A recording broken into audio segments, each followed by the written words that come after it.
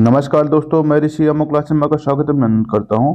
दोस्तों, हम लोग घटना चक्र के पूर्वावलोकन के देख रहे हैं। घटना चक्र के पूर्वावलोकन के देख रहे हैं, जिसमें अब तक हम लोगों ने लोकसभा तक देख लिया। ठीक है दोस्तों, आज का हमारा टॉपिक है राज्यसभा। दोस्तों, हम लोग चूंकि कई सेगमेंट काम कर रहे हैं। पहला सेगमेंट है हमारा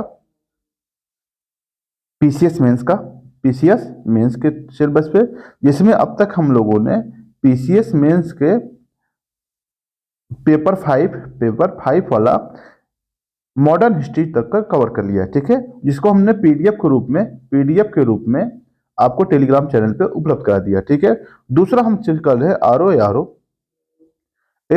ओ के पीवाईक्यू। पहले हम पीवाईक्यू चल रहे हैं। पीवाईक्यू में दोस्तों अब तक हम लोगों ने हिंदी में विलोम शब्द और अनेक शब्दों को एक शब्द, विलोम शब्द खत्म हो गया, अनेक शब्दों को एक शब्द देख रहे हैं। प्लस जीएस में हम लोग मॉडर्न हिस्ट्री पर चर्चा कर रहे हैं। ठीक है, प्लस तीसरा सेगमेंट दोस्तों हमारा घटना चक्र का चल रहा है। घटना चक्र में भी हम लोग क्या है, पॉलिटी सेगमेंट पे बात कर रहे हैं, जिसमें आपका क्या नाम है, ये लोकसभा तक कंप्लीट हो चुका है। दोस्तों, इसका पीडीएफ अगर लेना चाहते हैं हम और अन्य तैयारी करना चाहते हैं तो हमारा एक चैनल है अमोक क्लासेस। क्या है? अमोक क्लासेज है। इसको अब इसका लिंक मैं डिस्क्रिप्शन बॉक्स में डाल दूंगा, पड़ा रहेगा। आप वहां जाकर पीडीएफ ले सकते हो किसी भी तैयारी के लिए, चूंकि पीसीएस हो, चाहे पीसीएस 2025 दे रहे हो या फिर आरओ देने जा रहे हो, उसमें एक बेस की तरीके से और विच जो फैक्चुअल मैच द फॉलोइंग या अन्य जो शब्द पूछते हैं, लेवल पे आपकी तैयारी कराई जा रही है। ठीक दोस्तों, आप उसको ज्वाइन करके उसके फायदा उठा सकते हैं।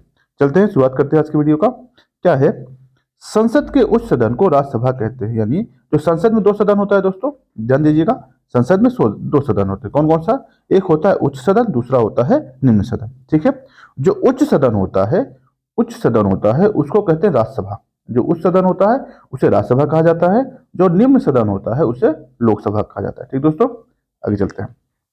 इसमें कहा है क्या, उच्च सदन को क्या कहा जाता है? राज्यसभा कहा जाता है। इस सदन की अधिकतम जो संख्या है कितनी होती है? 250। देखिए, लोकसभा में कितना देखा था, लोकसभा में कितना है?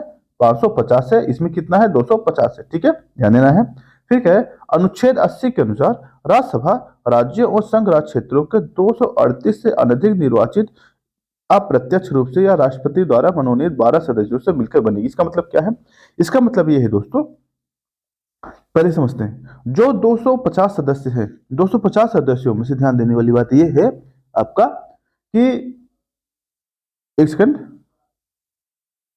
250 सदस्यों में से 238 सदस्यों क्या होगा? चुनाव होगा। क्या होगा? चुनाव होगा। जबकि 12 सदस्य को, एक सेकंड थोड़ा सा पतला कर लिया जाए, 12 सदस्य को राष्ट्रपति महोदय, राष्ट्रपति जो है क्या करते हैं? मनोनीत करते हैं। क्या करते हैं? मनोनीत करते हैं। आपने पढ़ा होगा दोस्तों, लोकसभा में जो 2 सदस्यों का एंग्लो इंडियन का मनोनयन था 104वां संविधान संशोधन द्वारा, 104वां संविधान संशोधन द्वारा क्या कहते हैं? समाप्त कर दिया गया। ठीक है दोस्तों, आगे चलते हैं। अब देखते हैं इसमें कहा गया, क्या कहा गया है। और प्लस ये कहा गया है निर्वाचित अप्रत्यक्ष। अप्रत्यक्ष क्या मतलब है? अप्रत्यक्ष का मतलब ये है दोस्तों, इनका जैसे लोकसभा चुनाव होता है तो उसमें जनता डायरेक्टली भागीदार लेती है, जाके अपने बूथ पे वोट देती है। ऐसा इसमें नहीं है। इसमें क्या होता है, इसमें जो भागीदार होता है केवल जो राज्य की विधानसभाएं हैं, राज्य की विधानसभा के जो निर्वाचित सदस्य होते हैं, वही क्या करते हैं? राज्यसभा के सदस्यों का चयन करते हैं, हो या क्या कहते हैं? चुनाव करते हैं। ठीक है दोस्तों, आगे चलते हैं। आगे देखिएगा, वर्तमान में 12 मनोनीत सदस्य हैं। कितने हैं? 12 मनोनीत सदस्य और 235 क्या है आपको? निर्वाचित सदस्य है। फिर सहित राज्यसभा में कुल 245 सदस्य। ध्यान देना है, एक अभी आपने क्या देखा है कि 250 सदस्य हो सकते हैं अधिकतम, और वर्तमान में क्या कहा किया गया है, जो आपके ये 238 सदस्य हैं, 238 में से क्या किया गया है, केवल 233 का ही क्या होता है? निर्वाचन होता है। 233 का निर्वाचन होता है, और इसके जो राष्ट्रपति द्वारा 12 है, इन 12 का मनोनयन होता है। इन दोनों को मिला के कितने सदस्य क्यों? 245। यानी वर्तमान में जो राज्यसभा है, राज्यसभा में कितने सदस्यों का निर्वाचन हो रहा है? 245। ठीक है, मतलब कितने सदस्य हो रहे हैं? 245। ठीक है, राष्ट्रपति द्वारा नामांकित किए जाने वाले सदस्य ऐसे होंगे, मतलब राष्ट्रपति, जैसे आपने पढ़ा क्या, 12 सदस्यों का राष्ट्रपति मनोनयन कर सकता है। ये कौन कौन सदस्य हो सकते हैं? ध्यान देना है, जो साहित्य, विज्ञान, कला, समाज सेवा और विज्ञान या व्यवहारिक अनुभव हो, उस जिसको प्राप्त हो, क्या करता है? इसको राष्ट्रपति क्या करेगा?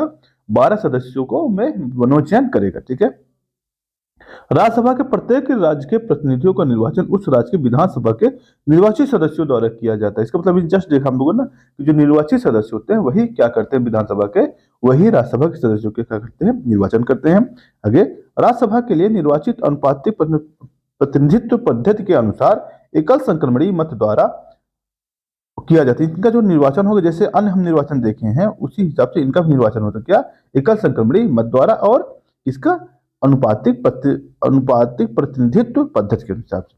ठीक है, क्या है, राज्यसभा का विघटन नहीं होता, ध्यान देना।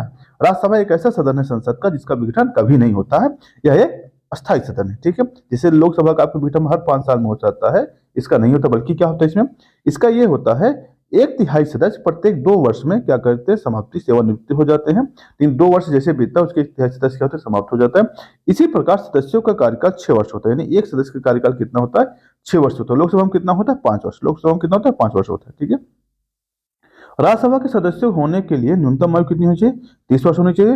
राज्यसभा के सभापति और राज्यसभा के सदस्य नहीं होता, ध्यान देना है। जो राज्यसभा के सभापति कौन है दोस्तों, उपराष्ट्रपति होता है। कौन है, उपराष्ट्रपति। उपराष्ट्रपति होता है। आपको पता है उपराष्ट्रपति जो होता है राज्यसभा का सदस्य नहीं होता, बल्कि उसका क्या होता है, उसका निर्वाचन होता है। किसके द्वारा होता है, राज्यसभा और लोकसभा का मिलकर करती है। ठीक है, आगे चलते हैं।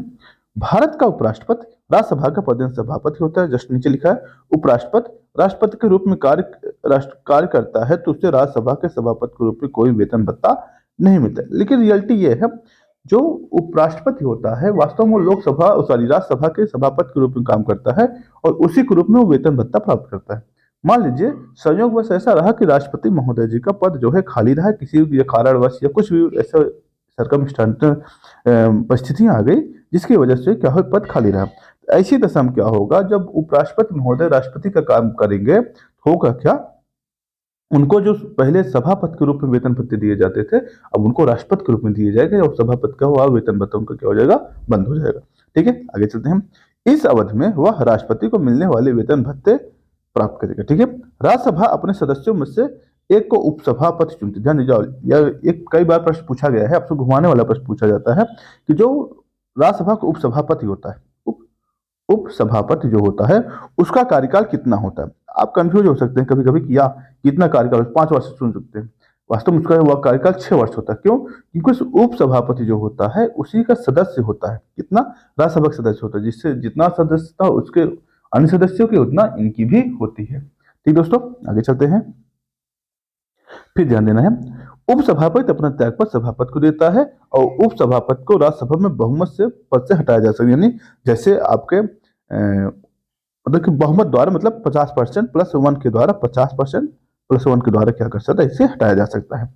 जब सभापति का पद रिक्त हो तो उस सभापति के उस पद के कर्तव्यों का पालन करेंगे। यानी मतलब जब इनका पद क्या हो, रिक्त हो, क्या करेगा वह, मतलब जैसे होता क्या, कभी कभी उपसभापति महोदय या जिसे हम राष्ट्रपति कहते हैं कहीं चले गए हैं, कुछ छुट्टी ले लिए हैं, कोई अवकाश ले लिए हैं, बीमारी है, तो ऐसी दशा में क्या करेगा, उपसभापति क्या करेगा, उनके कर्तव्यों का निर्वहन करेगा। ठीक है, जब उपराष्ट्रपति को उसके पद से हटाने कोई संकल्प विचाराधीन हो तब सभापति के रूप में पीठासीन नहीं हो गए। ठीक है, ध्यान देना है, अगर उसको हटाने की बात की चल रही हो क्या करेगा, उसका पीठासीन नहीं होगा। राज्यसभा में राज्यों के प्रतिनिधित्व उनकी जनसंख्या के अनुपात में दिया जाता है। यानी जो राज्यसभा है, राज्यसभा में कितने सदस्य, यहाँ पे आपने जस्ट ऊपर देखा कितने, 238 का चुनाव, 238 सदस्य, जिसमें 233 का चुनाव हो रहा है। अब इसमें किसको कितनी सीट मिलेगी, ये राज्य के विधानसभा के संरचना के आधार पर डिवाइड किया गया। जैसे सर्वाधिक कितना है, उत्तर प्रदेश, उत्तर प्रदेश कितना है दोस्तों, सर्वाधिक है 31। ठीक है, यानी कि उनके जो जनसंख्या है उसी प्रतिनिधित्व के आधार पर राज्यसभा में सीटों का आवंटन मिलता है। ठीक है, आगे चलते हैं। ठीक है ना, वर्ष 2003 में हुआ क्या था,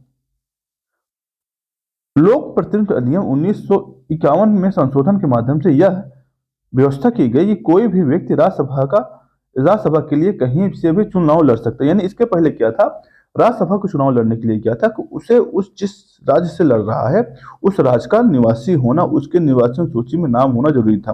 लेकिन 2003 बाद यह व्यवस्था समाप्त कर दी गई, कोई भी व्यक्ति कहीं से भी राज्यसभा का चुनाव लड़ सकता है, चाहे वह किसी भी राज्य का संसदीय क्षेत्र से पंजीकृत हो। लेकिन हाँ, इसी ध्यान देना है, उसे संसदीय क्षेत्र के जो निर्वाचन नामावली होते हैं उसमें उसका पंजीकृत होना अनिवार्य है। ठीक है, पंजीकृत होना क्या है, अनिवार्य।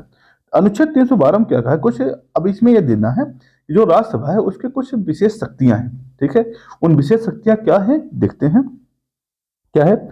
अखिल भारतीय सेवाओं का सृजन राज्य की एकांतिक शक्ति है। मानिए अखिल भारतीय सेवाएं जो इंडियन लेवल को, जैसे कौन कौन सा है दोस्तों अखिल भारतीय सेवा में देख लो। IAS, IAS, IPS, IFS, IFS मतलब इंडियन फॉरेस्ट सर्विस। ये कुछ ऐसे सर्विस है, ये क्या है, इंडियन अखिल भारतीय है, ठीक है। यानी ये केंद्र सरकार द्वारा नियुक्त होते हैं, जो राज्यों में नियुक्त किए जाते हैं, ठीक है। अब कह रहा है अगर ऐसी ही कोई और नई सर्विस हमें अडॉप्ट करना है, विकसित करना है, तो ऐसी रस्म क्या करेंगे, हम इन्हें ही क्या करेंगे, क्या कहते हैं इनको, 312 के तहत राज्यसभा अगर बहुमत से कह देते हाँ भैया आप करिए, तो क्या कर सकता है, ऐसे चीज को वचन किया, मतलब विकसित किया जाता है, सृजन किया जा सकता है, ठीक है। भारत के संघ या राज्य क्षेत्रों में मात्र 3 कौन कौन से, दिल्ली, पांडुचेरी और जम्मू कश्मीर संघ राज्य क्षेत्र के प्रतिनिधि राज्यसभा में है। अगर पूछा जाए कौन कौन से संघ, चूंकि पहले दिल्ली और पांडुचेरी ही था, बाद में जब से जम्मू कश्मीर 2019 में 370 के समाप्ति के बाद जब से संघ शासित प्रदेश में बना दिया गया है, तब से इसको भी गिना जाता है, ठीक है। संघ राज्य क्षेत्र के प्रतिनिधि राज्यसभा में शामिल है। संविधान के चौथी अनुसूची में राज्यसभा के लिए राज्यों के और संघ राज्य क्षेत्रों में सीटों का आवंटन का प्रावधान है। बार बार यह प्रश्न पूछा है किस अनुसूची में राज्यसभा की सीटों का आवंटन है, क्या होगा उसका आंसर, चौथी में, ठीक है। संविधान के 249 के तहत यदि राज्यसभा अपने उपस्थित मतदान देने वाले सदस्यों में कम से कम 2/3 क्या 2/3 बहुमत से ऐसा संकल्प पारित करे, क्या पारित करे, कि राज्य सूची में किसी विषय पर विधि बनाने का राष्ट्रीय हित में आवश्यक है, तो संसद उस विषय पर विधि बना सकती है। एक हम शर्त समझते हैं, आपने सुना होगा 7वीं अनुसूची, पहले 7वीं अनुसूची आपने जानते होंगे। 7वीं अनुसूची में 3 होते हैं, 7वीं अनुसूची में 3 विषय हैं। एक होता है संघ सूची, दूसरी होती है समवर्ती सूची, दूसरी होती है राज्य सूची, ठीक है, राज्य सूची। अब होता है संघ सूची में कानून बनाने का जो अधिकार होता है केंद्र सरकार को होता है, किसका होता है, केंद्र का होता है। समवर्ती पहले राज्य सूची, इसमें क्या होता है, राज्य सरकार को होता है किसी विषय पर कानून बनाने का। और इस समवर्ती में जो होता है दोनों को होता है, किसी केंद्र और राज्य दोनों का। होता क्या है, आइए तो हो गया विषय बांट दिया गया।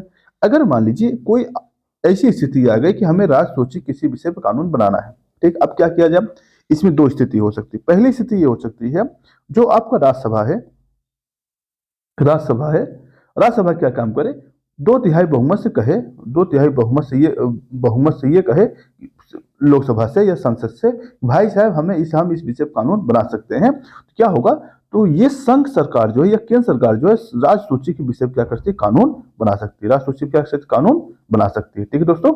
आगे चलते हैं, इसे ध्यान दीजिएगा, ठीक है। फिर कह रहा है परंतु प्रस्ताव 1 वर्ष से अधिक नहीं चलेगा, ध्यान देना है। अगर जो राज्य सूची में कानून बनाया गया केंद्र के द्वारा, यह 1 वर्ष से अधिक नहीं चलेगा, लेकिन हाँ इसे बार बार हम बढ़ा सकते हैं, ठीक। आगे चलते हैं, अनुच्छेद 250 के अनुसार आपातकाल की स्थिति में संसद को राज्य सूची के उल्लिखित किसी विषय के संबंध में राज्य के संपूर्ण राज्य क्षेत्र या उसके किसी भाग पर कानून बनाने की शक्ति है। ध्यान देना है, अगर आपातकाल चल रहा हो, ठीक है, आपातकाल आपको पता है किसके अनुसार होता है, 352 के तहत अगर आपातकाल की घोषणा की गई है, तो ऐसी स्थिति में जो संसद होता है वह राज्य सूची में किसी भी विषय पे कानून बना सकती है, ठीक है। यानी जो ये है राज्य सूची वाली विषय है, इस पे कानून बना ही सकती है, और यह हो सकता है किसी राज्य विशेष को बना ले या पूरे भारत देश के राज्यों के लिए बना दे। मान लीजिए यह कानून यह बना सकती है कि जम्मू कश्मीर या फिर जो आपका नॉर्थ ईस्ट वाला क्षेत्र है उसके लिए कानून बना सकती है, या फिर संसद ये कह सकती है जो मैं कानून बनाने जा रहा हूँ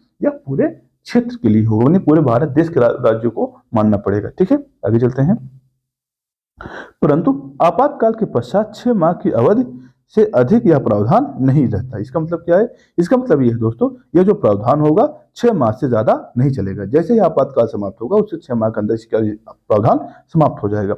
और 252 एक शर्त देता है, क्या देता है, 2 या 2 से अधिक राज्य अगर ये कह दे, राज्यों के विधानमंडल ये कह दे, भाई साहब संसद महोदय आप हमारे विषय पे ये संसद अनुरोध कर दे कि आप राज्य सूची पे किसी पे कानून बना दीजिए, ठीक है, क्या कहें, यह प्रस्ताव पारित करते यदि संसद अनुरोध करें कि राज्य सूची के विषय पर संसद द्वारा कानून बनाया जाए, तो संसद उन विषयों के संदर्भ में उन विषयों को कानून बना सकती है। और ध्यान देना है, अगर राज्य विधानसभाओं के अनुरोध पर संसद कोई कानून बनाती है तो वह केवल उन्हीं राज्य विधानसभाओं तक लागू होगी। हालांकि एडॉप्ट कोई भी कर सकता है, लेकिन उन्हीं तक लागू होगी। ध्यान पूछा गया प्रश्न है आपसे, ठीक है। अनुच्छेद 253 के अनुसार संसद को किसी अन्य देश या देशों के साथ संधि अथवा समझौते के लागू करने के उद्देश्य से विषय में कानून बनाने का अधिकार। इसका मतलब क्या है? यानी अगर मान लीजिए मोदी जी गए, मोदी जी कहाँ गए? अमेरिका। अमेरिका जो है उन्होंने एक संधि की क्या? उत्तर प्रदेश में, उत्तर प्रदेश में हम जो क्षेत्र है मान लीजिए गाजियाबाद, गाजियाबाद में ऐसे कोई मतलब कोई प्लांट लगाएंगे, कुछ लगाएंगे, ऐसे समझौता करके आए, ठीक है। अब जैसे आए यहाँ पे, अब उत्तर प्रदेश ये नहीं कह सकता आप कैसे संधि कर लिए, हमसे पूछे नहीं, आपकी कैसे हिम्मत होगी, नहीं ये काम नहीं हो सकता। संसद की ये शक्ति है तो वही करेगी, ठीक है। आगे चलते हैं। अब दोस्तों इससे संबंधित कुछ प्रश्न है जो कि विगत वर्ष में जो पीसीएस में बार बार प्रश्न पूछे गए हैं, अब उसको हम देख लेते हैं, ठीक है। क्या है? राज्यसभा, राज्यसभा की निश्चित सदस्य संख्या कितनी है दोस्तों? निश्चित 250 है। निश्चित कितनी है? 250। जस्ट हमने देखा था, ऊपर देखें क्या, जिसमें से क्या होता है 238 अनधिक सदस्य हो सकते हैं और राष्ट्रपति द्वारा 12 मनोनीत हो सकते हैं। वर्तमान कितने हैं दोस्तों? वर्तमान 245 से जस्ट ऊपर हम लोगों ने देखा, जिसमें से 225 क्या है? राज्य विधानसभा और सदस्यों द्वारा, 8 जो है संघ शासित प्रदेश, कौन कौन से? दिल्ली से 3, एक पुडुचेरी और 4 जम्मू कश्मीर से नियुक्त किए, मतलब चयनित किए जाते हैं, ठीक है। आगे चलते हैं। एकल संक्रमण, और इनका जो चुनाव होता है दोस्तों एकल संक्रमणी मत पद्धति के द्वारा होता है। आगे चलते हैं। ये प्रश्न देखिएगा, राज्यसभा में होते हैं 280 सदस्य, पहला ऑप्शन गलत है। 275 सदस्य, ये भी गलत है। 250 सदस्य, जिनमें से 12 सदस्य भारत के राष्ट्रपति द्वारा मनोनीत किए, ये ऑप्शन आपके सही है, ठीक है। आगे चलते हैं।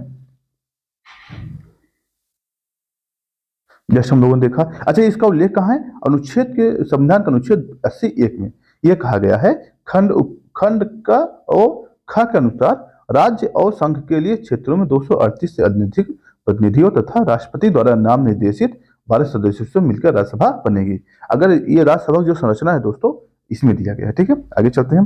क्या इसमें राज्यसभा में राज्यों को प्रतिनिधित्व निम्नांकित में से किस आधार पर दिया जाता है? प्रत्येक राज्यों के बराबर नहीं, ऐसी स्थिति नहीं। ये ऐसा कहाँ पे है प्रत्येक राज्यों के बराबर? ऐसा होता है अमेरिका में। कहाँ होता है? अमेरिका में, ठीक है। अमेरिका के संविधान आप जब आप पढ़े होंगे, ध्यान दिया होगा, या फिर कभी कभी तुलनात्मक रूप से आता है, तो वहाँ आपको ऐसी संरचना मिल जाती है। जनसंख्या का अनुपात बिल्कुल यही है, जनसंख्या के अनुपात में क्या करते हैं, उनके सीटों का आवंटन करते हैं, ठीक है। आगे चलते हैं। ये दिया गया राज्यसभा के राज्यों को संघ राज्य क्षेत्रों में प्रतिनिधित्व प्रतिनिधित्व उनकी जनसंख्या के अनुपात में दिया जाता है। इस प्रकार किस राज्य से राज्यसभा में कितनी सीटें होंगी, इसका निर्धारण संविधान के अनुसूची में, चौथे अनुसूची में दिया गया है, ठीक है। आगे कुछ कथन दिए गए हैं और आप इसको देखना है कौन सा सही है कौन सा नहीं है। कह रहा है, क्या है दोस्तों, क्या है? संघ राज्य क्षेत्रों का राज्य में प्रतिनिधित्व नहीं होता। ये बताइए क्यों नहीं होता? पहला ऑप्शन गलत है, दिल्ली पांडुचेरी क्या है? पहला ऑप्शन गलत है, यानी पहला पहला जहां काट दो। ठीक है, सही कथन पूछा ना? हाँ। निर्वाचन झगड़ों का निर्णय मुख्य निर्वाचन आयुक्त के क्षेत्र का अधिकार है। अच्छा, भारत के संविधान के अनुसार संसद में केवल लोकसभा और राज्यसभा होती है। क्या ये स्टेटमेंट सही है दोस्तों? हमें लगता है एक भी नहीं सही। क्यों? क्योंकि संसद में कौन होता है? लोकसभा और राष्ट्रपति, राज्यसभा और राष्ट्रपति भी होता है, 3 अंग होते हैं, ध्यान देना है। अनुच्छेद 69 में क्या लिखा है? संघ के लिए एक संसद होगी जो राष्ट्रपति, लोकसभा और राज्यसभा से मिलकर बनेगी, ठीक है। और निर्वाचन झगड़ों मुख्य निर्वाचन आयुक्त नहीं करता, बल्कि कौन करता है? सुप्रीम कोर्ट करता है, ठीक है। आगे चलते हैं, इसका एक्सप्लेनेशन देख लिया जाए। संघ राज्य क्षेत्रों का राज्यसभा प्रतिनिधित्व होता है जिसमें दिल्ली, पुडुचेरी और जम्मू कश्मीर शामिल है, ठीक है। निर्वाचन झगड़े का निर्णय न्यायपालिका यानी सुप्रीम कोर्ट या हाई कोर्ट करती है। और अनुच्छेद 79 के अनुसार संसद के 3 अंग होते हैं, कौन? राष्ट्रपति, लोकसभा और राज्यसभा, ठीक दोस्तों। उम्मीद करते समझ में आया होगा। आगे चलते हैं। क्या है? राज्यसभा के सदस्य चुने जाते कहाँ? राज्यों की विधानसभाओं द्वारा। बिल्कुल सही है, सही है, ठीक। आगे पढ़ने की जरूरत भी नहीं है, आगे हटा दीजिए, कोई मतलब नहीं है, ठीक है। अभी जस्ट हम लोगों ने देखा था ऊपर, क्या इनका जो चुनाव होता है, जो 84 में लिखा है, राज्यसभा के सदस्यों का जो विधानसभा के निर्वाचित सदस्यों द्वारा अनुपातिक प्रतिनिधित्व पद्धति के आधार पर एकल संक्रमणी मत द्वारा चुने जाते हैं, ठीक है। आगे चलते हैं। आगे एक कोड दिया है, ये पीसीएस 2014 प्रश्न देखिएगा। क्या राज्यसभा के विषय में कौन सा कथन सही है? सही पूछा है, ध्यान, जब आप क्वेश्चन पेपर सॉल्व करेंगे उसमें देख लेंगे सही पूछा है कि गलत पूछा है, क्या पूछा है, पता चला आपका राय सही पूछा था गलत, ठीक है। ये चीज बहुत बारीकी चीज होती है, आपको ध्यान देना पड़ेगा। क्या है? पूछा है यह भंग नहीं किया जा सकता। क्या ऐसा होता है? बिल्कुल।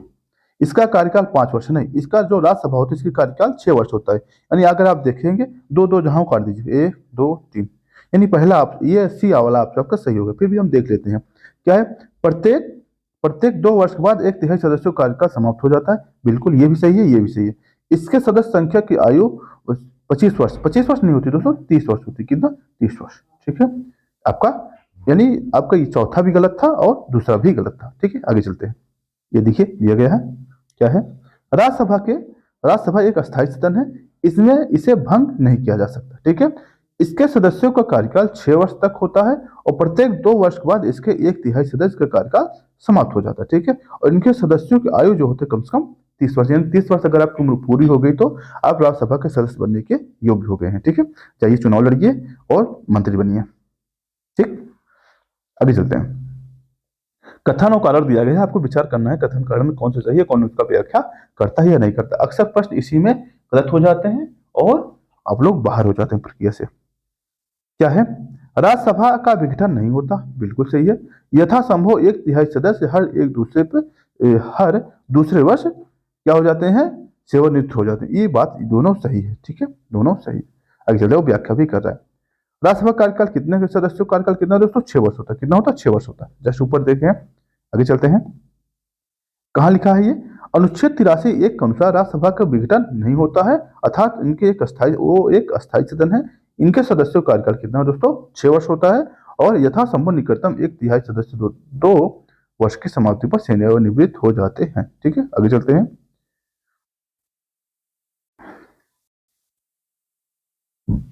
राज्यसभा के संदर्भ में निम्नलिखित कथनों पर कौन सा सही है? कुछ क्या पूछा है?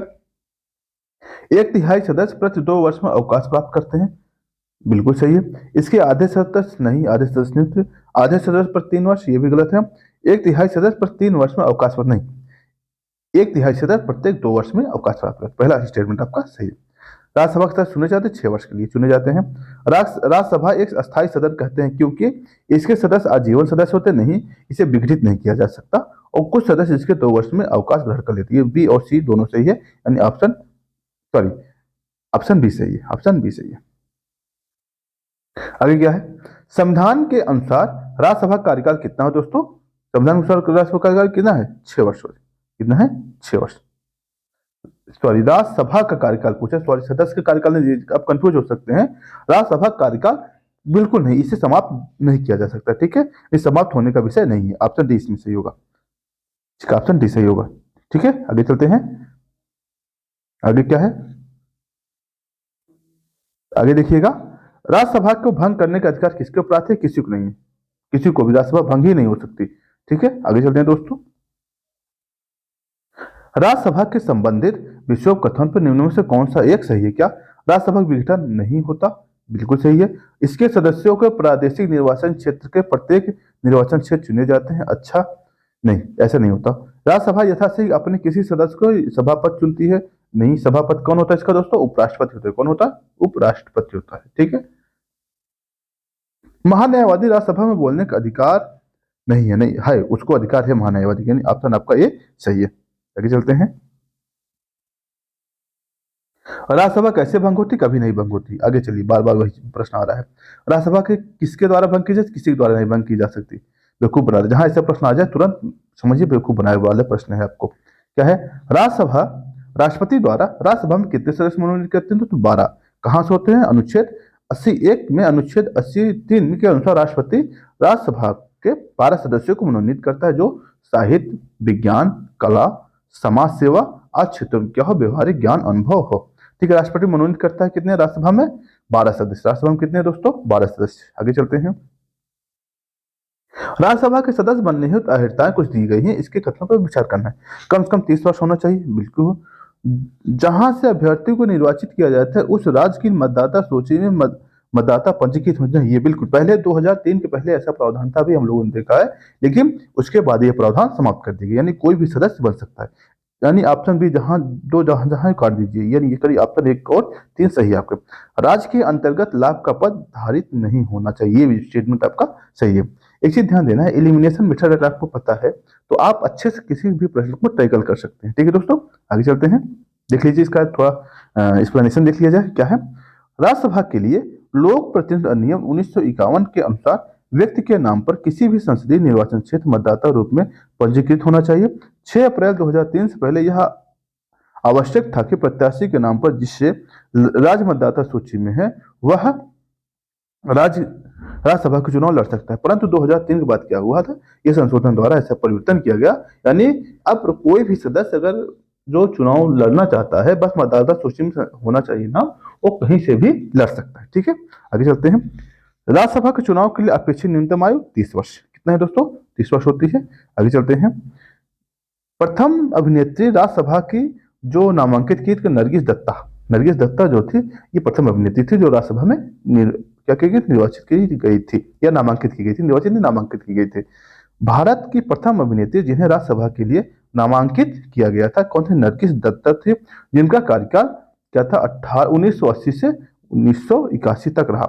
जयललिता जयराम AIDM के राज्यसभा सदस्य थे, वो 3 अप्रैल 1984 से 1989 तक रही। और बैजयंती माला जो अभिनेत्री ये भी है, ये भी 93 से 99 तक रही।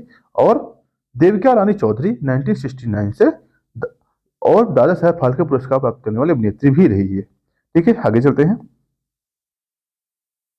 PCS 2011 का प्रश्न है, निम्नलिखित कथनों पर विचार करना। क्या करना है इसमें देखिएगा कि राजसूचिक विषय में संबंध में विधि विधानक संसद की शर्त के बारे में कौन सा सही नहीं का स्टेटमेंट करना है। राज्यसभा को घोषित करना हो कि ऐसा करना राष्ट्रीय हित में है। अच्छा, राज्यसभा को उपस्थित और मत देने वाले सदस्यों में से कम 2/3 द्वारा समर्थित संकल्प पारित होना चाहिए। अच्छा, ऐसी बिल संपूर्ण भारत या किसी भाग में बनाई जा सकती है। बिल्कुल सही है। ठीक है, राजसूची के सम्मिलित विषय में राष्ट्रीय हित में विधि केवल राज्यसभा बना सकती नहीं, राज्यसभा नहीं बना सकती। राज्यसभा और लोकसभा दोनों संसद मिली, जो कि उसमें शब्द क्या है, संसद है। राज्यसभा और लोकसभा दोनों होती है। ठीक है, आगे चलते हैं। कहाँ लिखा है? अनुच्छेद 249 में क्या लिखा है? संविधान के अनुच्छेद 249 के तहत राज्यसभा अपने उपस्थित एवं मत देने वाले सदस्यों में कम से कम 2/3 बहुमत में से ऐसे संकल्प पारित किए जो राजसूची के विषय में क्या विधि बनाने का हित में। ठीक है, संसद मतलब कि अगर राज्यसभा अगर 2/3 बहुमत से यह संकल्प पारित कर दे, हाँ ये राष्ट्रीय हित में है इसे विधि बनाना, क्या हो, इसे विधि बनाया जा सकता है। उस विषय पर ऐसी विधि संपूर्ण भारत या उसके किसी भाग तक बनाई जा सकती है। राज्यसूची में सम्मिलित विषय पर राष्ट्रीय हित में विधि राज्यसभा द्वारा प्रस्तावित पारित होने की संसद बनाती है। इसका मतलब क्या है? अगर राज्यसभा राष्ट्रीय हित में कोई विषय है, अगर अपने 2/3 बहुमत से पारित कर देती है, तभी ही उस पर क्या कर सकता है, कानून बनाया जा सकता है। ठीक है, आगे चलते हैं। क्या है? IAS 2016 का प्रश्न है क्या, राष्ट्रीय हित में भारत की संसद राज्यसूची में किसी भी विषय पर विधि शक्ति प्राप्त करती है यदि इसके द्वारा एक संकल्प, किसके द्वारा, इसी के द्वारा क्या, राज्यसभा के द्वारा अपनी संपूर्णता सदस्यता के उदाहरण के बहुमत से पारित कर लिया जाए। अच्छा, आगे क्या दिया है?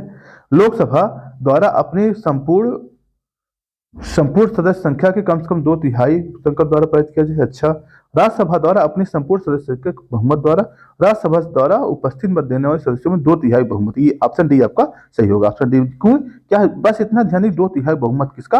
राज्यसभा का। तभी हम राज्यसूची के विषय पर अनुच्छेद 249 के तहत क्या सकते हैं, कानून बना सकते हैं। ठीक है, आगे चलते हैं। क्या है? भारतीय संविधान में कौन सा अनुच्छेद संसद को राज्यसूची के विषय पर कानून बनाने की शक्ति प्रदान करता है दोस्तों? कौन सा? 249, अभी जस्ट ऊपर देख रहे हैं हम लोग। ठीक है, आगे चलते हैं। क्या है? राज्यसभा में धन विधेयक को या तो राज्यसभा में धन विधेयक या तो अस्वीकार करने या संशोधित करने की कोई शक्ति नहीं है। अच्छा, राज्यसभा अनुदान मांगों पर मतदान नहीं कर सकता। बिल्कुल सही है। राज्यसभा वार्षिक वित्तीय विवरण पर चर्चा नहीं हो सकती। बिल्कुल भाई, चर्चा हो सकती है बट उस पर अस्वीकार करने की शक्ति नहीं है। आगे चलते हैं। ऑप्शन 1 और 2 दोनों सही है। देखते हैं 109 में क्या एक्सप्लेनेशन दिया गया है, कहाँ रह गया है। अनुच्छेद 109 के अनुसार धन विधेयक जो होता है दोस्तों, केवल लोकसभा में प्रस्तुत किया जा सकता है। कहाँ पेश किया जा सकता है? लोकसभा में प्रस्तुत किया जा सकता है। लोकसभा द्वारा धन विधेयक पारित किए जाने के पश्चात राज्यसभा में उसकी सिफारिश हेतु प्रेषित किया जाता है। यानी जब लोकसभा में पेश किया जाता है फिर उसके बाद राज्यसभा में जाता है। ठीक है, मान लीजिए ये लोकसभा है, ठीक है, ये राज्यसभा है। ठीक है, राज्यसभा। अब हुआ कि इसमें धन विधेयक आया। धन विधेयक जब विचार विमर्श हो गया तब किसको पास भेजा? राज्यसभा को पास भेजेगा। अब राज्यसभा क्या करेगा? 14 दिन तक इसे निर्णय लेने की बात होती है। क्या 14 दिन के भीतर इसे सिफारिश सहित इसे लौटाना, सभा को लौटा देना होता है। यानी अगर 14 दिन के भीतर नहीं लौटाई तो अगर 14 दिन भीतर ये राज्यसभा ने नहीं लौटाया तो इसे पारित माना जाएगा। ठीक है, आगे देखते हैं। परंतु लोकसभा राज्यसभा किसी भी सिफारिश को मानने के लिए एक स्वतंत्र न मानने के लिए स्वतंत्र, मान लीजिए राज्यसभा के पास गया धन विधेयक, राज्यसभा ने कहा भाई साहब इसमें कुछ कुछ संशोधन कर दीजिए क्योंकि विधेयक में कुछ इधर उधर लिखा है। अब राज्यसभा के पास ये विशेषाधिकार है, सॉरी लोकसभा के पास, उसको माने या न माने। ठीक है, यदि राज्यसभा 14 दिन के भीतर धन विधेयक को लोकसभा को वापस नहीं करती तो उसी रूप में दोनों सदनों में पारित माना जाए। यानी आप एक फॉर्मेलिटी की तरह देखिए कि अगर राज्यसभा को अगर धन विधेयक पे देखा जाए शक्तियां एक फॉर्मेलिटी जैसी लगती है, क्योंकि अगर 14 दिन के अंदर वो कोई सिफारिश नहीं देता या वापस नहीं करता है उसे पारित ही मान लिया जाएगा। अच्छा, ऐसा क्यों होता है? क्या आपने पढ़ा है इसको? ऐसा इसलिए होता है क्योंकि सरकार जो होती है लोकसभा की होती है और इससे लोकसभा क्या है, जनता के प्रति उत्तरदायी सदन है, इसीलिए सरकार को क्या है, पूरा विशेषाधिकार लोकसभा के तहत मिला है। ठीक है, आगे चलो थोड़ा सा आगे बता दिए क्योंकि पब्लिक एडमिनिस्ट्रेशन जब आप पढ़ेंगे शायद ऐसे टॉपिक आपको पढ़ने को मिले। अतः राज्यसभा को धन विधेयक में संशोधन या अस्वीकार करने की कोई शक्ति नहीं प्राप्त है। संविधान का अनुच्छेद 113 के अनुसार अनुदान मांगों के लोकसभा में रखी जाए तो जाएगी, उसे ही उस मतदान का अधिकार होगा। ठीक है, और अनुच्छेद 112 के अनुसार क्या है, वार्षिक वित्तीय विवरण पर राष्ट्रपति प्रत्येक वित्तीय वर्ष के संबंध दोनों सदनों के समक्ष रखेगा। ध्यान देखना है, दोनों सदनों में वार्षिक वित्तीय विवरण रखा जाता है, लेकिन पेश किस में किया जाता है धन विधेयक, ध्यान देना है, लोकसभा में। ठीक है, आगे चलते हैं। और अनुदान मांगों क्या है दोस्तों, अनुदान मांगों लोकसभा में रखी जाएगी, लेकिन उसमें मतदान भी का अधिकार लोकसभा को ही है, राज्यसभा को ऐसा अधिकार नहीं है। ठीक है, आगे चलते हैं। क्या है देखिएगा, इसमें दे रहा है, कथन दिया गया है, किसी धन विधेयक को लोकसभा द्वारा पारित किए जाने और राज्यसभा को पारित किए जाने के बाद राज्यसभा की सिफारिश लोकसभा के सिफारिश 14 दिन के अंदर अनिवार्य स्वीकार की जानी होती है। तत्पश्चात उस विधेयक को अंगीकृत किया जाता है। बिल्कुल सही है, ये तो से धन विधेयक राज्यसभा में पेश नहीं किया जा सकता। नीचे कोट में से कौन सा सही उत्तर सही? अब बताइए इसमें कौन सा, बताइए कौन सा ऑप्शन सही है? इसमें कह रहा है ऑप्शन ए गलत है और 8 सही है। फिर पढ़ते हैं ए, क्यों गलत लग रहा है ए भाई, देखते हैं किससे। कह रहा है किसी धन विधेयक को लोकसभा द्वारा पारित किए जाने और राज्यसभा को पारित किए जाने के बाद राज्यसभा सिफारिश लोकसभा द्वारा सिफारिश की प्राप्ति 14 दिन के अंदर अनिवार्य स्वीकार किया जाना चाहिए। ये बताइए क्या लोकसभा राज्यसभा की सिफारिश स्वीकार करने के लिए बाध्य है? नहीं, राज्यसभा सिफारिश करे या न करे और उस पे और उसको स्वीकृति दे या न दे, ये लोकसभा का क्या है, विशेषाधिकार है। यानी लोकसभा के ऊपर यह प्रेशर नहीं डाला जा सकता राज्यसभा के धन विधेयक पे, भाई साहब आप हमारा सिफारिश ले ही लीजिए। ठीक है, यानी पहला स्टेटमेंट क्या है आपका गलत, अनिवार्य रूप से क्या है, स्वीकार नहीं है। ठीक है, आगे चलते हैं। अगला क्या है दोस्तों प्रश्न, क्या है, निम्नलिखित में से कौन सा धन विधेयक राज्यसभा में प्रथम बार प्रस्तावित नहीं किया जा सकता? कौन सा धन विधेयक, कौन सा विधेयक था? धन विधेयक को पहली बार लोकसभा में नहीं भेजा जा सकता। राज्यसभा के धन विधेयक सारभूत संशोधन करती है तो तत्पश्चात क्या होता है, लोकसभा राज्यसभा का अनुशंसक स्वीकार करे या अस्वीकार करे, इस विधेयक को आगे कार्यवाही कर सकती है। अच्छा ठीक, राज्यसभा विधेयक को आगे कोई भी चला नहीं सकता, ये भी स्टेटमेंट गलत है। जस्ट ऊपर देखें, लोकसभा धन विधेयक को पुनर्विचार राज्यसभा को लौटा सकते नहीं, बिल्कुल नहीं, क्योंकि धन विधेयक है, धन विधेयक पर लोकसभा का विशेष अधिकार होता है, इसलिए जो है उसको माने या ना माने उसको आगे बढ़ना है। ठीक है, आगे चलते हैं। क्या है देख लीजिएगा, अनुच्छेद 109 के अनुसार लोकसभा राज्यसभा के अनुशंसाओं को या तो स्वीकार करेगी या उनमें सभी या किन्हीं को अस्वीकार करेगी। ठीक है, क्योंकि धन विधेयक के बारे में लोकसभा को प्राधिकार संविधान से प्राप्त है। ठीक है, ध्यान देना है, पूरा विशेषाधिकार किसको है, लोकसभा को ही है। निम्नलिखित शक्तियों में से लोकसभा को राज्यसभा की तुलना में अनन्य रूप से प्राप्त कौन सी शक्तियां प्राप्त है दोस्तों, ध्यान देना है। अनन्य शक्ति मतलब ये होता है कि ये शक्ति केवल लोकसभा को ही है, राज्यसभा की नहीं है। धन विधेयक केवल लोकसभा में प्रस्तुत किया जा सकता है, बिल्कुल ये स्टेटमेंट बिल्कुल सही है। क्या है, धन विधेयक निरस्तीकरण अथवा संशोधन के संबंध में, मंत्रिपरिषद के उत्तरदायी के संबंध में, ये भी सही है। अखिल भारतीय सेवाओं को सृजन नहीं, अखिल भारतीय जो सेवाएं होती हैं इनके सृजन किसको विशेषाधिकार है, राज्यसभा को विशेषाधिकार है। ऑप्शन 4 जहां जहां भी है ये काट दीजिए, ये ऑप्शन 1 2 3 आपका सही ऑप्शन बी। ठीक है, क्या है एक्सप्लेनेशन देख लीजिए इसका। धन विधेयक के प्रस्तुतिकरण एवं निरस्त्रीकरण के संशोधन के संबंध में अनुच्छेद 109 के तथा मंत्रिपरिषद के उत्तरदायित्व के संबंध में अनुच्छेद 75(3) में क्या कहा गया, लोकसभा को राज्यसभा की तुलना में अनन्य शक्तियां प्राप्त है। ठीक है, अखिल भारतीय सेवाओं के सृजन किसमें, अनुच्छेद 312 के तहत राज्यसभा को अनन्य शक्ति प्राप्त है। क्या है, किसको है, राज्यसभा को अनन्य शक्ति प्राप्त है। ठीक है, ठीक है, दोनों सदन की शक्तियां हैं, उसकी अलग है, उसकी अलग है। आगे चलते हैं, आगे है अगला प्रश्न है आपके लिए, क्या निम्नलिखित विशेषाधिकारों में से कौन से संविधान के द्वारा राज्यसभा में को प्रदत्त है, यानी कौन कौन से आपको विशेषाधिकार राज्यसभा को प्राप्त है। क्या वह राज्य के वर्तमान राज्य क्षेत्र को परिवर्तित करना, राज्य का नाम परिवर्तित करना, नहीं, ऐसा नहीं है। संसद को राज्य सूची के नियम बनाए और अथवा एकाधिक अखिल भारतीय सेवाओं को सृजन करने हेतु सशक्त बनाए के लिए, ये बिल्कुल, यानी जब तक राज्यसभा 2/3 बहुमत से न पारित करते कि हाँ अखिल भारतीय सेवाओं को सृजन करना चाहिए, तब तक ऐसा प्रस्ताव नहीं किया जा सकता। आगे चलते हैं, देख लीजिए, राज्यसभा यदि उपस्थित मतदान देने वाले सदस्यों में से 2/3 बहुमत राज्य सूची किसी विषय पर कानून बनाने के लिए प्रस्ताव पारित कर दे, तब तक राज्य सूची में कानून नहीं बन सकता। ध्यान देना, अगर जब कर देगा तभी कानून बन सकता है। ठीक है, और अनुच्छेद 312 के तहत अखिल भारतीय सेवाओं की स्थापना शामिल है यदि उपस्थित मतदान देने वाले सदस्य संख्या में से 2/3 सदस्यों का समर्थन संकल्प पारित कर दे, यानी 2/3 का बहुमत होना जरूरी है। ठीक है, आगे चलते हैं, भारतीय संविधान के अंतर्गत निम्नलिखित में से कौन सा अनुच्छेद संसद के राज्य सूची के विषय में विधि बनाने की शक्ति प्राप्त किसको, दोस्तों 249 के तहत है। किसको, 249 के तहत है, किसको, राज्यसभा को। आगे चलते हैं, निम्नलिखित में किसके संबंध में राज्यसभा का अनन्य अधिकार है, दोस्तों ध्यान दीजिएगा, अखिल भारतीय सेवाओं के सृजन, अखिल भारतीय सेवाओं के सृजन किसके तहत, अनुच्छेद 312 के तहत। जस्ट एक्सप्लेनेशन देखे हैं, आगे चलिएगा, क्या है, निम्नलिखित में से राज्यसभा की एकांतिक शक्ति के अंतर्गत आता है क्या, अखिल भारतीय सेवाओं का सृजन। बिल्कुल, अखिल भारतीय सेवाओं का सृजन क्या है, ये राष्ट्रीय एकांतिक मतलब अनन्य, अनन्य मतलब जो इस अगर ये मना करते हम नहीं करेंगे तो लोकसभा इस पर कुछ नहीं कर सकती, इसे कहते हैं अनन्य। ठीक है ना, हमारा अनन्य, ये हमारा विशेषाधिकार है, अनन्य विशेषाधिकार है, जो ऐसी ही क्या है, इसका विशेषाधिकार प्राप्त है। राज्यसभा की लोकसभा की समान शक्तियां किस क्षेत्र में, दोस्तों, एक तो संविधान संशोधन में, दूसरा साधारण विधेयक पे, संविधान संशोधन के विषय पे है, प्लस दूसरा साधारण विधेयक पे। अगर साधारण विधेयक रहा तो भी, क्यों, क्योंकि साधारण विधेयक क्या होता है आपका, क्या होता है, संयुक्त अधिवेशन का प्रावधान है। क्या है, संयुक्त अधिवेशन का प्रावधान है। ठीक है, आगे चलते हैं, दिए गए विकल्पों में से राज्यसभा को लोकसभा की समान शक्तियां संविधान संशोधन के विषय में है। ठीक है, संविधान संशोधन हेतु विधेयक चाहे किसी भी सदन में प्रस्तुत किया जाए, परंतु दूसरे दोनों सदनों में से पृथक पारित होना अनिवार्य है। ठीक है, अखिल भारतीय सेवाओं को गठित करने के विषय में अनुच्छेद 312 के अंतर्गत राज्यसभा को अत्यंतिक शक्ति प्राप्त है। ठीक है, यानी ध्यान देना, अखिल भारतीय सेवाओं को सृजन, बार बार हम यही देख रहे हैं। आगे चलते हैं, यदि सरकार राज्यसभा में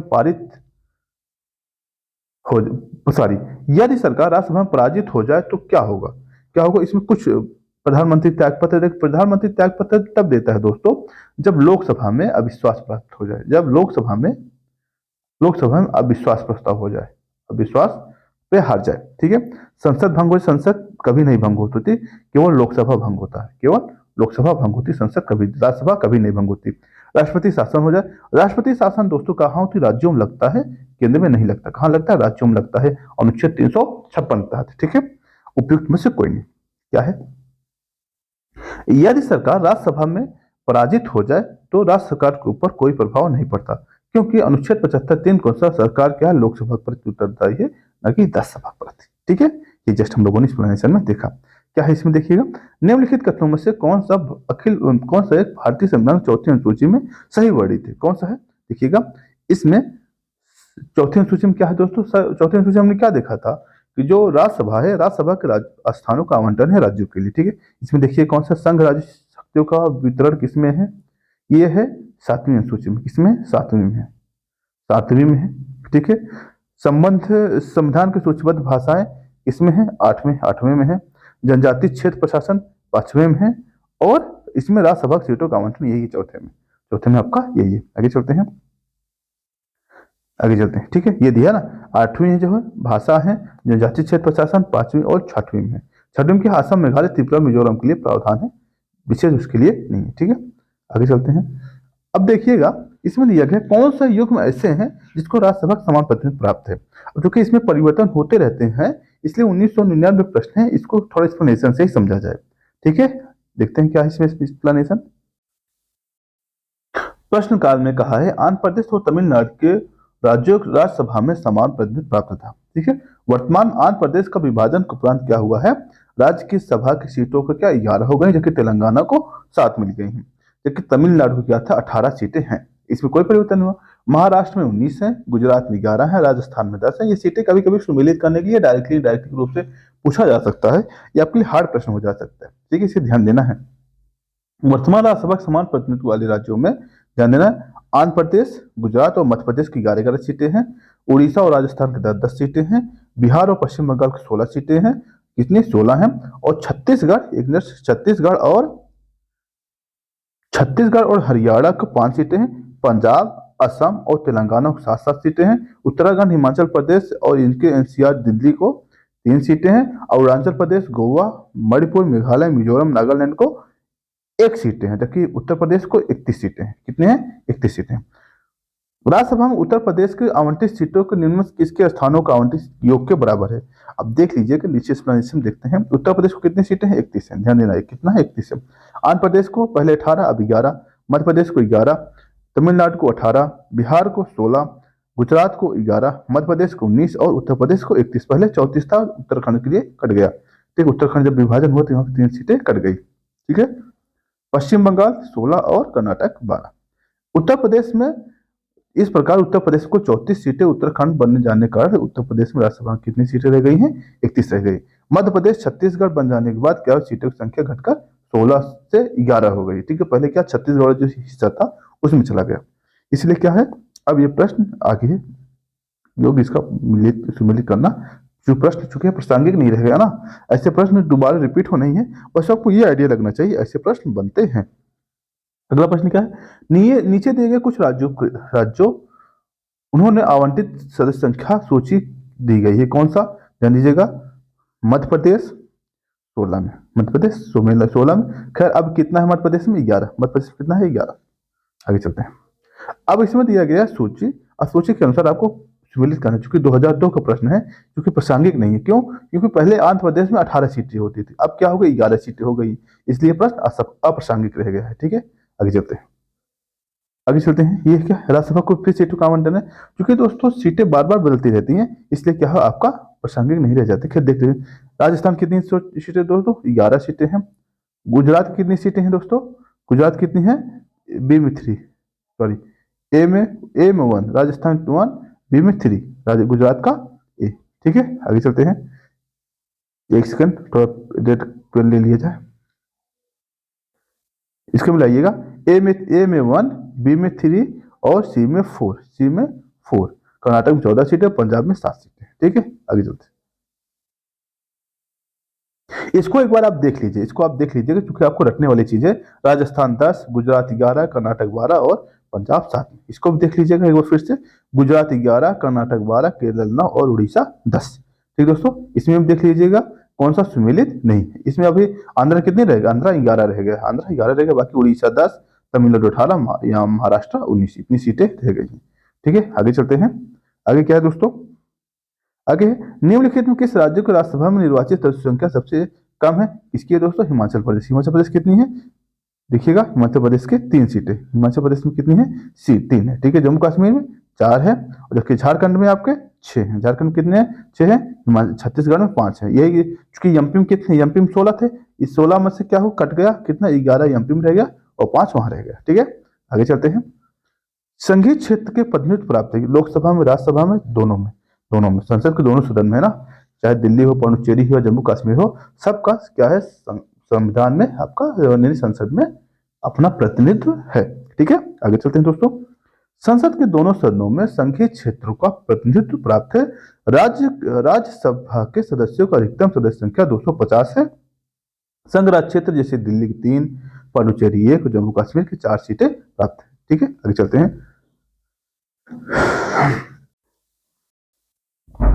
राज्यसभा राज्यसभा के सभापति उपसभापति उस सदन का सदस्य नहीं होते। नहीं दोस्तों, सभापति तो नहीं होता लेकिन सभा उपसभापति होता है। पहले स्टेटमेंट आपको गलत है, ये काटिए, ठीक, और ये भी काट दिए।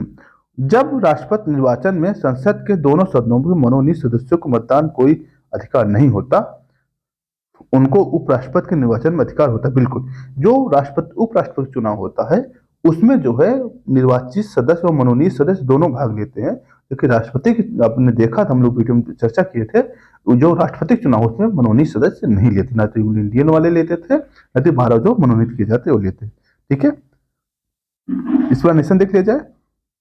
अनुच्छेद 79 के अनुसार राज्यसभा का उपसभापति उपराष्ट्रपति होता है, सदन का सदस्य नहीं होता। परंतु 89(2) के अनुसार राज्यसभा का जो उपसभापति होता है सदस्यों में से चुना जाता है, इसलिए कथन एक गलत है। अनुच्छेद 54(1) के अनुसार राष्ट्रपति के निर्वाचन में संसद के दोनों सदनों के निर्वाचित सदस्यों को निर्वाचन करके शामिल होते हैं, न कि मनोनीत सदस्य। जबकि अनुच्छेद 66(1) के अनुसार उपराष्ट्रपति निर्वाचन में संसद के दोनों सदनों के सदस्य भी भाग लेते हैं। ठीक दोस्तों, आगे चलते हैं। क्या है, राज्यसभा का अध्यक्ष होता है, कौन होता है दोस्तों, राष्ट्रपति होता है। कौन, उपराष्ट्रपति होता है। ठीक है, आगे चलिए जस्ट ऊपर देखिए, किस सभा का अध्यक्ष सदस्य नहीं होता, ध्यान देना है, उसका राज्यसभा जो अध्यक्ष होता है उसका सदस्य नहीं होता, जबकि लोकसभा में ऐसा नहीं होता। लोकसभा क्या होता है, लोकसभा अध्यक्ष ही होता है। राज्यसभा का प्रधान सभापति कौन है दोस्तों, उपराष्ट्रपति होता है, जस्ट ऊपर देखे हैं।